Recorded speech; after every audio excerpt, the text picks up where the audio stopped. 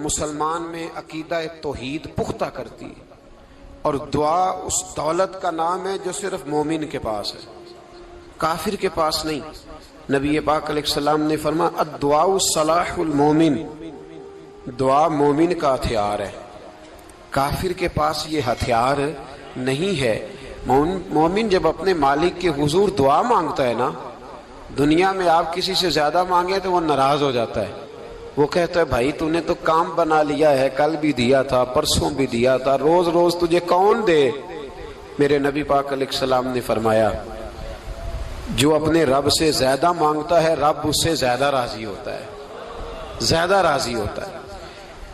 اب دعا مخصوص اوقات نہیں دعا کے، فرمایا اذا دعان، جب بھی دعا مانگو گے تمہارا رب تمہاری دعا کو، جب بھی دعا تو دعا کرتے رہنا چاہیے، ہر وقت دعا میں بندہ شامل رہے، اللہ کے ذکر میں شامل۔ یہ جو قرآن مجید نے کہا نا یا ایھا الذین آمنوا اذکروا اللہ ذکرا کثیرا، اے ایمان والو اپنے رب کا ذکر کثرت سے کرو، وسبحوہ بکرۃ واصیلا، اور صبح و شام اسی کی پاکی بیان کرو۔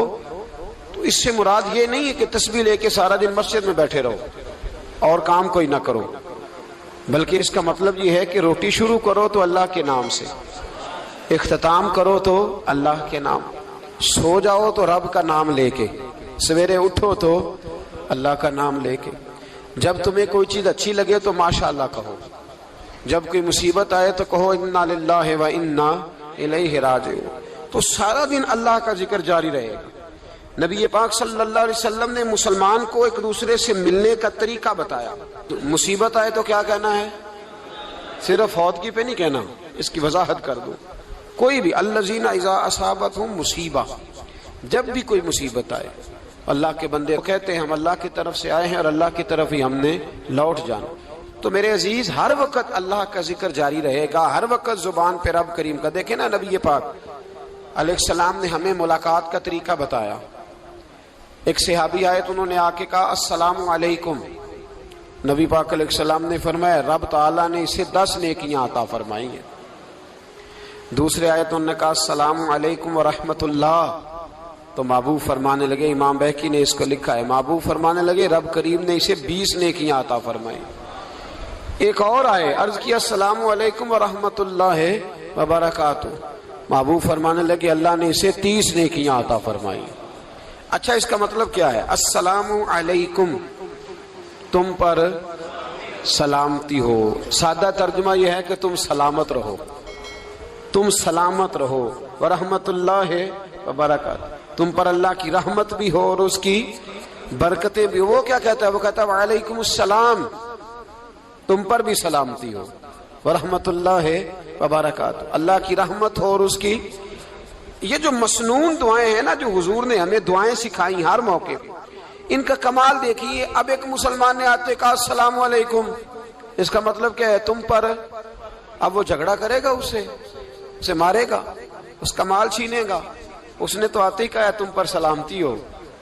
تو جو سلامتی کی دعا دینے والے ہیں وہ جیب تھوڑی کاٹیں گے، وہ غبن تھوڑی کریں گے، ڈاکہ تھوڑا ڈالیں گے۔ اسلام نے لفظ ہی وہ سکھایا ہے کہ فرمایا جب تم نے ملنا ہے تو تم نے دعائیں کرنی ہیں ایک دوسرے کے لیے۔ اب ہمارے ہاں نئے نئے لفظ آ گئے، ٹیلی فون اٹھایا تو کہا ہیلو، اس کا کیا ترجمہ ہے؟ کون ہے، اس کا کیا ترجمہ ہے؟ جی جناب، اس کا کیا مطلب؟ ہم نے دیکھا بڑے بڑے سمجھدار لوگ السلام علیکم کی بجائے کہتے ہیں کیا حال ہے۔ بھئی کیا عجیب بات ہے، بھئی کیا حال ہے کا کیا مطلب ہوا؟ وہ بعد میں کرنے کی بات ہے۔ اور کچھ تھوڑا سا جو ادیب ہیں، جو بیچارے حروف کے پیچ و تاب میں رہتے ہیں، وہ کہتے ہیں آداب عرض ہے۔ وہ کیا ہوتا ہے جی؟ اسلام نے دعا سکھائی ہے السلام علیکم، یہ کتنی خوبصورت دعا ہے۔ جب آپ گھر کے اندر داخل ہوئے تو آپ نے دعا دی السلام علیکم، یہ دعا دی آپ۔ ایک صحابی حاضر خدمت ہوئے، عرض کی یا رسول اللہ صلی اللہ علیہ وسلم میرے گھر میں غربت رہتی ہے، کیا کروں؟ نبی پاک علیہ السلام نے فرمایا جب بھی گھر جایا کرنا گھر والوں سے سلام لیا کر، گھر والوں سے کیا کہا کر؟ السلام علیکم، جب بھی گھر جائے۔ یعنی گھر آیا، اب گھر والوں نے بتایا کہ ماچس کی ڈبیا تو لے آؤ۔ اب یہ دکان کونے پہ تھی گھر والے پہ، وہاں سے ماچس کی ڈبیا لے کے واپس گیا تو کہنے لگا السلام علیکم۔ پھر گھر والوں نے کہا ہو بتانا یاد ہی نہیں رہا، چینی بھی ختم ہو گئی ہے. تو یہ پھر گیا چینی لینے، لوٹ کے آیا تو کیا کہا؟ جب اللہ چاہتا ہے تو کہے، جب اللہ کے رسول چاہتے ہیں تو کہے. اس کا ترجمہ یہ ہے کہ تو کہہ، تو سلام لے. اللہ رسول چاہ رہے ہیں کہ تو سلام لے تاکہ تیرے گھر میں سلامتیاں ڈال دی جائیں. تو فرمایا سلام لینی ہے تو نے، اور ساتھ تو نے اس طرح کرنا ہے کہ 3 دفعہ سورۃ اخلاص کو پڑھنا ہے. امام قرطبی نے اس کو لکھا ہے. اس نے کہا حضور غربت بڑی ہے، غربت بڑی ہے تو کہ وظیفہ بتائیں. فرمایا جب بھی گھر جاؤ سلام لو اور 3 دفعہ سورۃ اخلاص پڑھو. وہ صحابی کہتے ہیں میں پکا ہو گیا. اب وہ کچھ دنوں کے بعد، کچھ عرصے کے بعد، کچھ مہینوں کے بعد واپس آئے تو صحابہ کرام علیہم رضوان فرماتے ہیں ہماری خواہش تھی کہ یہ کچھ بیان کرے، اب بتائے جو وظیفہ لے کے گیا تھا اس کا رزلٹ کیا نکلا. کہتے اس نے بڑی حیرت انگیز بات کی، حیرت انگیز عجیب انداز میں. کچھ لوگوں کا دل ہوتا ہے نا کہ مجھے ملے میرے پڑوسی کو نہ ملے، اور کچھ کا دل ہوتا ہے یار مجھے بھی ملا ہے اور الحمدللہ میرے پڑوسی کو ملا ہے. تو صحابی جب حاضر ہوئے تو صحابہ کہتے ہیں ہمیں تجسس تھا کہ یہ کچھ بتائیں. تو حضور نے فرمایا کیا حال ہے تیرا؟ کہا یا رسول اللہ کمال ہی ہو گئی ہے حضور، میں جب بھی گھر جاتا ہوں سلام لیتا ہوں اور 3 دفعہ سورۃ اخلاص پڑھتا ہوں. میں تو امیر ہو ہی گیا ہوں، میرے تو ہمسائے بھی امیر ہو گئے. کتنا پیارا ہے یہ جملہ، کتنا حسن ہے. اتنا اچھا لفظ کسی اور کے پاس ہے ہی نہیں جو الفاظ ہمیں ہمارے رسول نے عطا فرمایا. اس کو اپنائیے، اس کو اپنائیے. یہ الگ بات ہے کہ لوگ مطلب کے لیے سلوٹ کر لیتے ہیں بڑا سارا، لیکن مطلب کے لیے نہیں. جس کو جانے اس سے بھی سلام لیں، جس مسلمان کو نہیں جانتے اس سے بھی. تو نبی پاک نے ہمیں مسنون دعائیں سکھائیں. رات کو جب سونے لگیں اللہ کے رسول صلی اللہ علیہ وسلم نے ہمیں دعا سکھائی. حضور نے فرمایا جب سونے لگو تو مسلم شریف میں فرمایا تم نے یہ دعا پڑھنی، اللہم باسمک اموت و احیا. تم نے کہنا اے اللہ میں تیرے نام پر مرتا ہوں اور تیرے نام پر جیتا ہوں. نبی پاک صلی اللہ علیہ وسلم نے ایک حدیث میں فرمایا کہ یہ جو نیند ہے نا یہ موت کی چھوٹی بہن ہے، یہ موت کا ایک حصہ ہے. جس طرح انسان سو جائے تو کوئی خبر نہیں ہوتی کیا ہو رہا ہے، بالکل وہ اٹھا ہے تو اس نے کہا ہو یہ کیا ہوا. سو جاتا ہے نا آدمی، اسے خبر نہیں ہوتی. اوہو میں نے تو 11 بجے اٹھنا تھا، یہ تو 3 بج گئے. اب اسے خبر نہ رہی.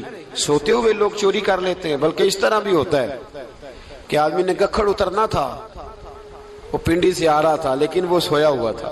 آنکھ تب کھلی جب کاموں کی آ گیا تھا. اب اس کا اس پر زور، تو فرمایا کیا پتا اب تو کھل گئی کاموں کی، جا کے لاہور جا کے کسی جگہ پہنچ کے. تو یہ بھی ممکن ہے کہ کھلے ہی نہ، نیند ہی موت کا سبب بن جائے. تو کہہ کے سو کہ یا اللہ تیرے نام پہ سو رہا ہوں. اللہ کس نام پہ سو رہا ہوں؟ یار اگر ہم ان دعاؤں کا حسن سمجھے مت، اللہم باسمک اموت و احیا، یا اللہ میں تیرے نام پہ سوتا ہوں اور تیرے نام پر اٹھتا ہوں. گویا کہہ رہا یا اللہ میری نیند بھی تیرے فضل سے ہی ہے، اور اگر آنکھ کھل جائے تو وہ بھی تیرے فضل سے ہی ہے. کتنا اعلیٰ نبی پاک علیہ السلام نے انداز سکھایا. اور پھر بخاری شریف میں حدیث موجود ہے، فرمایا جب اٹھو تو کہو الحمدللہ الذی احیانا احیانا بعد ما اماتنا والیہ النشور. فرمایا جب تم سو کے اٹھو تو پھر کہو اے اللہ ساری تعریفیں تیرے لیے، تمام تعریفیں جس نے ہمیں موت کے بعد حیات دی. موت کے بعد فرمایا احیانا بعد ما اماتنا، ہمیں مرنے کے بعد گویا اللہ کا شکر ادا کر کے آنکھ کھل گئی. دیکھیں کس طرح اسلام مسلمان کو اللہ کے ساتھ جوڑتا ہے. فرمایا شکر کر، آنکھ کھل گئی. کہ یا اللہ تیرا شکر ہے تو نے موت کے بعد ہمیں دوبارہ حیات عطا فرمائی، یہ شکر ادا کرو. گویا تم یہ نہ کہنا کہ میں اٹھ گیا ہوں تو میرا کمال ہے، یہ نہ سمجھنا میں اٹھ گیا ہوں تو میں بڑا پابند ہوں، جب میں ارادہ کر لوں کہ میں نے 11 بجے اٹھنا ہے تو پھر میں اٹھ جاتا ہوں. یہ نہ کہنا کہ یہ الارم بڑا اچھا ہے، یہ مجھے اٹھا لیتا ہے. ذہن کے اندر خیال کر کہ نیند تو موت کی طرح تھی، یہ جو میں اٹھ گیا ہوں تو اپنے رب کے فضل سے اٹھا ہوں. جو میں اٹھ گیا ہوں، جو ابھی اٹھے ہیں وہ تو بول دینا کم از کم کہ میں اپنے رب کے فضل سے اٹھ گیا. تو دعا سکھائی. پھر دیکھیے نبی پاک صلی اللہ علیہ وسلم نے فرمایا جب تم بیت الخلاء میں جاتے ہو نا، واش روم میں جاتے ہو، تو گندی چیزیں ہوتی ہیں وہاں، شیطان ہوتے ہیں، جنات ہوتے ہیں، یہ گندگی پہ ہوتے ہیں۔ جب تم واش روم جاؤ، بیت الخلا جائے، تب بھی دعا مانگو۔ کیا دعا مانگو؟ وہ دعا بھی نبی پاک صلی اللہ علیہ وسلم نے ہمیں تعلیم فرمائی اور بخاری میں ہے، کہا پڑھا کرو، اللہم انی اعوذ بک من الخبث والخبائث۔ کہو اے اللہ، ناپاک چیزوں سے میں تیری پناہ مانگتا ہوں، وہ نر ہوں یا مادہ ہوں۔ اللہ میں تیری پناہ مانگتا ہوں۔ واش روم کے اندر بہت ساری بری چیزیں ہوتی ہیں، جوان میری بات پر توجہ فرمائیں، وہاں بہت ساری گندی چیزیں ہوتی ہیں۔ انسان کئی دفعہ واش روم میں جاتا ہے، اسے وسوسے زیادہ آتے ہیں، یہ نوٹ کریں میری بات کو۔ اصل میں نا ہم بات ڈھونڈ رہے ہیں علاج اپنی بیماریوں کا، حالانکہ علاج تو سارا مدینے والے رسول کے پاس موجود ہے، محبوب کے پاس ساری دوائیاں ہیں۔ تو نبی پاک علیہ السلام دیکھیں نا، انسان واش روم میں جاتا ہے، اسے وسوسے آتے، برے خیالات آتے، وہ گناہ کی طرف کئی دفعہ مائل ہوتا ہے، تو کہا تو دعا پڑھ کے جا، اللہم انی اعوذ بک، یا اللہ میں تیری پناہ مانگتا ہوں، من الخبث والخبائث، ہر خبیث اور بری چیز سے میں تیری پناہ مانگتا ہوں، وہ نر ہو یا یار کتنا عظیم دین ہے، کتنا عظیم میرے مصطفیٰ کریم کا وہ والا دین ہے۔ اصل میں اللہ کرے بی اے پاس بچے کو بیت الخلا کی دعا بھی یاد ہو جائے، ایسے یاد ہو جائے، اور اس کے ماں باپ سمجھ لیں کہ جوان ہو گیا ہے، تو اب ہو سکتا ہے اس کی طرف شیطان حملہ زیادہ کرے، اسے خراب کرنے کی کوشش کرے، تو لہٰذا اسے دعا سکھائی جائے تاکہ اس کو پہلے سے پتا ہو کہ میں نے اس بے ایمان سے بچنا کس طرح سے۔ اب آپ دیکھیے نبی پاک علیہ الصلوۃ والسلام نے ہمیں دعا سکھائی، مصنف ابن ابی شیبہ میں۔ کون سی دعا؟ واش روم سے نکلنے کی۔ اللہ اکبر، بڑی زبردست دعا ہے، بڑی زبردست۔ آپ یقین کریں اس ایک ایک دعا پر ایک ایک پورا بیان ہو سکتا ہے، ایک ایک۔ یہ اس لیے نہیں میں کہہ رہا کہ میں کوئی عالم فاضل آدمی ہوں، آپ کہیں گے کہ بتا رہے ہیں میں بڑا پڑھا لکھا ہوں، صرف یہ عرض کر رہا ہوں کہ اس کے فوائد پر، ثمرات پر جو اللہ تبارک و تعالی امت کو دیتا ہے، ان دعاؤں کی جو فضیلت حدیثوں میں آئی ہے، اور پھر جو اس کے فوائد ہے، اگر اس پر بات کروں تو ایک دعا تقاضا کرتی ہے کہ اس پر پورا ایک لیکچر ہونا چاہیے۔ دیکھیے آپ واش روم سے نکلے، دعا کیا ہے؟ دعا کے لفظ کے الحمدللہ الذی، ایک حدیث میں لفظ ہے غفرانک، غفرانک، اے اللہ میں تجھ سے بخشش چاہتا ہوں۔ اور جو مشہور اور معروف ہے، مصنف ابن ابی شیبہ کی روایت، فرمایا الحمدللہ الذی اذھب عنی العذاب وعافانی، فرمایا اے اللہ تیرا شکر ہے۔ واش روم سے نکلا ہے تو کہہ رہا ہے یا اللہ تیرا شکر ہے، تو نے مجھ سے اذیت دور کی، وعافانی، اور تو نے مجھے عافیت عطا کر دی، اذیت دور کر دی اور عافیت۔ بولیے، واش روم سے نکلا ہے تو کیا کہتا ہے؟ یا اللہ تیرا شکر ہے، تو نے مجھ سے اذیت دور کر دی اور مجھے عافیت۔ ڈاکٹر حکیم ہومیوپیتھک ایک چیز پر متفق کم ہوتے ہیں، پتہ ہے نا آپ کو، لیکن اس بات پر سب کا اتفاق ہے کہ اگر کسی کو قبض ہو جائے نا تو شاید 70 یا 72 بیماریاں لگ جاتی ہیں اس کو۔ اور جب آدمی کو قبض ہوتی ہے نا، پیٹ کے اندر فضلہ جم جاتا ہے، خارج نہیں ہوتا، اس کو اعصاب کی بیماری ہوتی ہے، اس کے ذہن پر اثر ہوتا ہے اس چیز کا۔